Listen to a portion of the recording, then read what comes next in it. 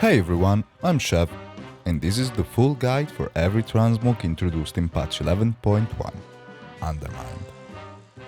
So, without further ado, let's start with everything you can collect through the campaign and side quests. As you progress, you unlock the full armor set and weapons for all classes, so there is no need to complete any quest more than once. Once you complete chapter 4, you'll receive a cosmetic gun and the quest to end Gallywix's tyranny, which can also be completed in story mode now. Defeating him unlocks the epilogue of the Undermine campaign, and just for rogues, in a lockbox right next to the lighthouse, you can find the sleeveless version of the anniversary tier chest. The last two side quests are also now available, and by returning to the Galagios entrance, you can start the quest unfolding the mystery behind the casino inheritance.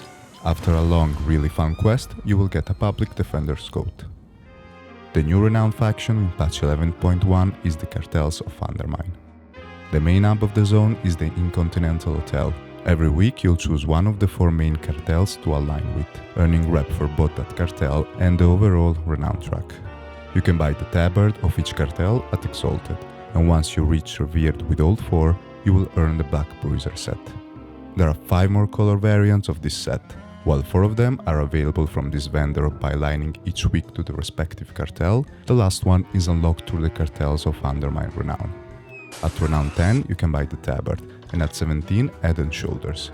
At Renown 7 and 14 you can buy Veteran Feet and Champion Hands respectively, but the Mog isn't unique, and you can collect it with the full set available at Renown 17.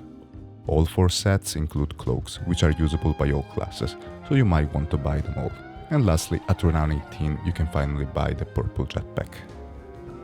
Dark Hue Solutions is the 5th cartel reputation of Undermine. To unlock this faction, you will need to complete the quest at the hotel's front desk, available after defeating Gallywix.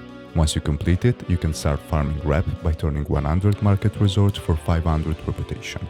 You will need 8.4k market resorts to get to Exalted, so you can buy a Dark Hue slowdown coat. Market resorts are now transferable and have a chance to drop from anything in Undermine, with a guaranteed chance in scrap chest and rare mobs, but the best method is to use one of these items and farm mobs in a hyper-spawn location. Rares, BOEs, war quest and chests from objective rewards may give you a piece from the set and weapons with a yellow color scheme.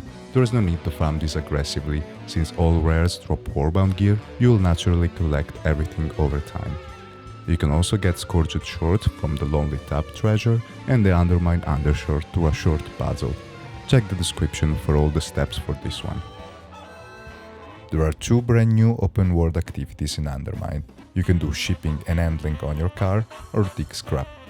There is always one scrap heap active at a time in Undermine. While digging, you will receive cola cans and a small chance to get market resource or one of these 4 cosmetic weapons. During the event, you can pay up the bot to help you digging, buy cajacolos that increase your movement and digging speed, or catch one on the ground. I suggest using the mouse over interaction keybind to quickly finish activities and get back to digging, because if you max the progress bar, the Galagio Hoarder may spawn, which can drop the yellow jetpack. You can only get rewards from the rare once per day on a character, but items can be traded with people that have tagged it. When you reach Renown 13, the chest at the end of the event has a chance to drop a gun-covered thingy, which you can hand in for a bag containing crystals, valor, or a warbound piece from these sets. Parts of these sets, including cloaks, are available at Renown 7 after you complete 9 shipping and handling orders within 10 minutes. At Renown 14 you get an increased chance, and additionally you can get the last trench coat just with this method. These items might be annoying to get with the 3 layers of RNG added with warbound, but at least you can farm this as many times as you wish. At Renown 14 you gain access to C.H.E.E.T on the 2nd floor of the hotel. It sells only the green jetpack, but it's locked behind this achievement. You can either complete 100 list or become Employee of the Month, which I'm not really sure how to get at the moment. Each week you can only ask for 1 list, which has various tasks that you can do in Undermine, that may vary from completing delves to collecting cans while driving. You can get more lists by turning in 40 C.H.E.E.T cards, which have a chance to drop in the zone, but remember that all characters counts toward the progress of the achievement. The world boss in Undermine is called the Gobfather. The 4th skill on your account each week will give you 1 warbound item beside the slim chance to get an item of your loot spec. The loot shares the appearance of normal raid tier items as usual, but these 3 have a shared appearance with offset items in the raid, while the others are unique.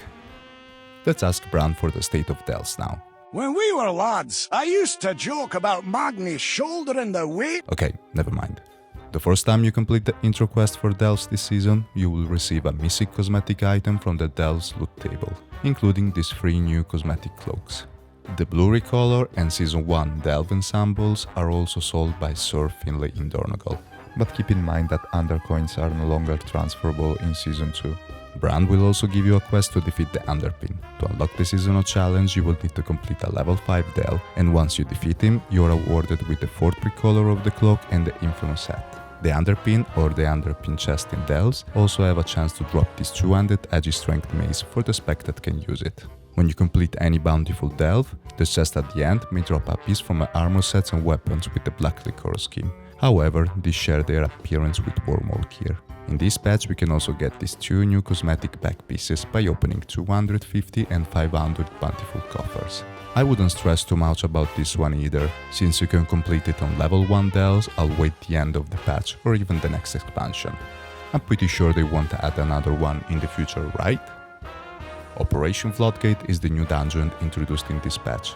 All armor pieces share their appearance with the Renown set, but 5 weapons are unique. Demolition Duo drops the gun, Big Mama drops Warglaves, Swamp Face drops an agility polearm, and lastly, Gizzle drops an agility dagger and a 2-handed strength sword. This season, with the new dungeon pool, you can finally complete the achievement to obtain the versatile Peddler set.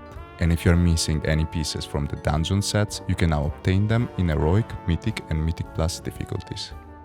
In Liberation of Undermine, we will deal with Galwix and his Underpins in one of the best team raid ever done in my opinion. There are 4 rare items in this tier, but Jester Diamond is a ring, so we don't talk about rings in this channel, even if it's my piss.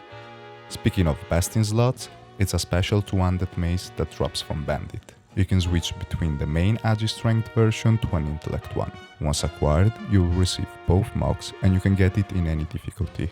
Same goes for Kapos Molten Knuckles, the rare Agility Fist weapons dropped by Magzi, Heads of Security. While the jetpack from Sprock has 3 color variations instead.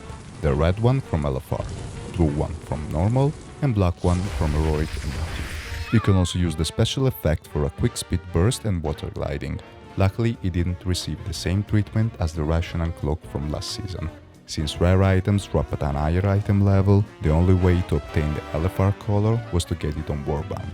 So good luck with that in the future unless they change it. And spoilers, they won't.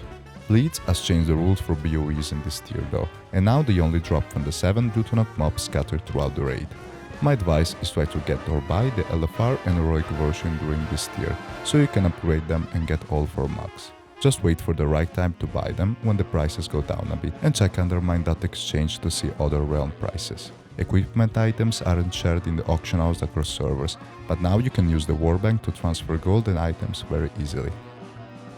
This raid also comes with its own time-gated Renown track.